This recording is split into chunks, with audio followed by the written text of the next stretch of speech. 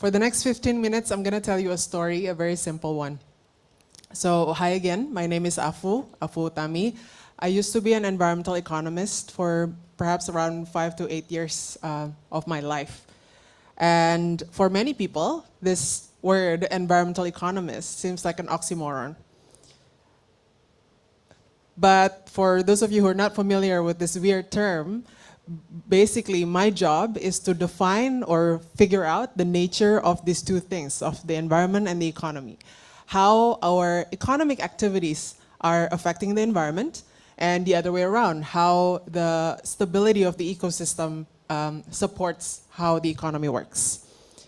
And for example, the climate crisis is a clear area or topic where this two becomes really relevant. All the economic activities, the industrial activities, our flights, our transport system, the power we use to, including to power this room and so on, has been releasing a bunch of emissions to the atmosphere and has been leading to a very, very dire condition that is the climate crisis. I think many of us are already experiencing the increased frequency and intensity of climate disasters in the past few years. In my previous job, I usually turn many of these economic models, policy recommendations into reports. Lots and lots of them, hundreds and hundreds of pages of them.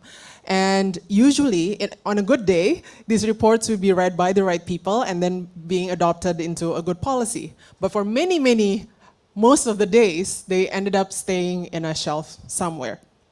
So something felt not right. I think there is enough knowledge being produced on climate change already. The scientific evidence and all the economic reports arguing the GDP loss that we're going to bear if we don't take action and so on is already out there, but something is still missing. So on one fateful day, my manager at that time invited me to his office. Well, this is our regular one-on-one, and I told him I'm considering to resign. I wanted to resign, and I wanted to start my own company where we can tell a better story, a more engaging story to the world about why the climate crisis is so important and urgent. And at the time, he told me, and primarily through social media as well. So by that time, basically this company, we already started out as a community and we already have a social media presence, right? Well, myself, I also have social media presence, Think Policy in this case, and some of our initiatives are primarily using social media as a way to better tell the story of policy change that needs to happen. But what he told me at that time really sticks with me until this very day, and maybe he will laugh to the fact that I'm sharing this story now. He told me, but Afu, why would you resign from this, this job? Because you basically can't change the world, or you can't solve climate change through social media alone. And what I hear at that time is that you can't change the world through storytelling, because that's what social media is. And even deeper than that, what is beneath storytelling is you can't change the world through creativity or trying to find out new ways to tell the same report, probably, new ways to engage people, and new ways to find out solutions. And I cannot believe that he said that, but it motivated me further to actually resign. I did not resign on the day that he told me that. I did some more thinking, and 6 months later, I finally resigned. And now Think Policy is already around 5 years in the process. But what I could not agree with him at that time is fundamentally, and I'm here in a room full of those who have been dwelling in the creative industry and the creative economy, right? Many solutions that are needed for the climate crisis does require creativity. It's at the core, at the heart of how we're going to solve the climate crisis. If anything, again, knowing that the science of climate change is already around for 30 years or more, I think I was born, the day I was born was the same day that the UNFCCC, the first Kyoto Protocol was signed, 1992. But since then to now, it's the storytelling piece, it's the creativity piece that didn't get humanity to take proper action. So it is the missing piece to solve the climate crisis, And creativity is the launch pad to catapult thousands and hundreds of thousands of solutions for climate change. In what ways? For me personally, creativity is what's really been missing in retelling the story of the economy and the environment. For the longest time, we have been led to believe that there is only one relationship that is a linear one, right? The relationship was supposed to be economic growth is a must, and it's a linear, unlimited economic growth, and we can keep taking and taking and taking and exploiting from the environment in order to fuel economic growth. But what if we tell or we draw a different line and we tell a different kind of story?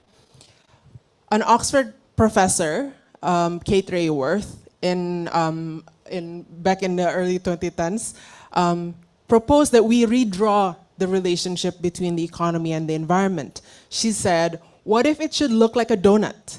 What if, instead of making growth a goal on its own, what if the goal is making sure that the social foundation is intact? What if the goal is to make sure that everyone should have food, everyone should have water, proper income, health, education, voice, political voice, equity, energy, and so on. So we can keep taking sufficiently from Earth so that everybody has access to these basic needs, but not forgetting, and then keep growing, right? But not forgetting that there is an environmental ceiling, that there is an ecosystem, there is a planetary boundaries that we need to be aware of. How much emissions are we emitting? How much land is still remaining for us to manage and to use? What about the biodiversity loss and so on and so forth? The earlier panel talks about how festivals, for example, are a really core part of the creative economy. How can we rethink so that we can have festivals that have zero waste? How can we rethink so that we can have festivals that have lower emissions and basically do it differently? That all requires creativity. And with creativity, with a bunch of other economists that tries to do things differently, try to redraw this relationship and imagine a post-growth economy. What if we can rethink and reimagine that growth is not necessarily the goal, but it's part of fulfilling the basic needs of humanity and how that can happen. So doing things business as usual will not get us there, right? That's very core to what I've been doing. But second, I think many of you probably come from architects or architecture background, city planners, maybe urban planners. Creativity or that ability to rethink and redesign cities and buildings are what we need to be able to even adapt or solve or be resilient through the climate crisis, right? Think about the floods, think about urban heat island, the temperature rise. How should we be redesigning cities so that it's cooler instead of making it less and less livable, right? So how can we think about buildings that can naturally be cooler? How can we use water as a way to naturally cool down the walls or things like this? I've been seeing and reading a lot of creative solutions in terms of architecture solutions and city solutions, and I think we need more of these. Next, it is what we need to unlock new solutions. Literally reimagining how we have been designing our products is a way to do it. I think later in the panel that comes after my session, I think we will also hear directly from how others see reuse, for example, different materials, natural materials, and redesign it into different products. In this case, for example, we can rethink about having a zero waste fashion. How can we use literally the entirety of fabric, for example, through different kind of designs that will minimize waste? Another religion that today's middle class cannot let go, and that's why it's been so hard to solve the climate crisis, is the religion of convenience. We basically don't want to take the longer walks, bring the reusable options, right? Because we want the convenient and quick solution. We want to order our food instantly. We want to do all of that instantly. But what if the creative ones, the product designers in the room, can rethink what are the solutions to climate crisis that will allow us to actually minimize our waste or our emissions without necessarily sacrificing convenience? And I'm sure that there are different ways to do it. I think we should just focus on that. And the opportunity for economic growth is actually also huge, because instead of thinking about it as a sacrifice, it's actually opening up new avenues for different ideas and products that can be sold to the market.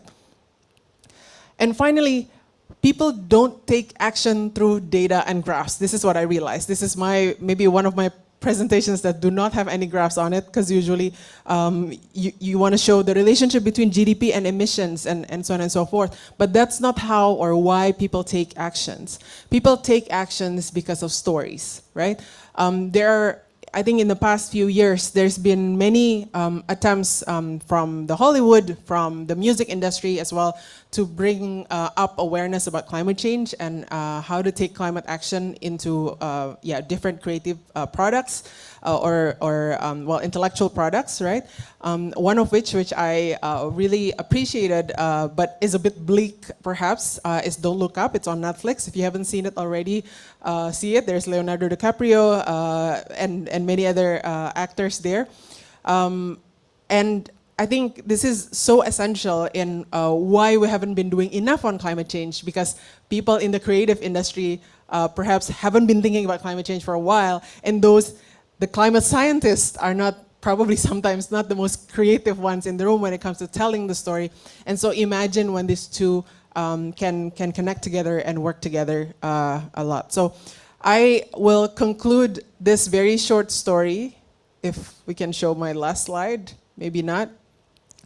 Yeah, I will conclude the story by saying that it is the creative industry, it is the creative economy that can either make or break our climate goals. We cannot achieve net zero emissions by 2050, 2060. We cannot achieve everything that we aspire to do without the creativity element, because it's literally the launch pad and the missing puzzle piece in climate action. That's all from me. Thank you very much for listening, and I hope you enjoy the rest of the day. Thank you.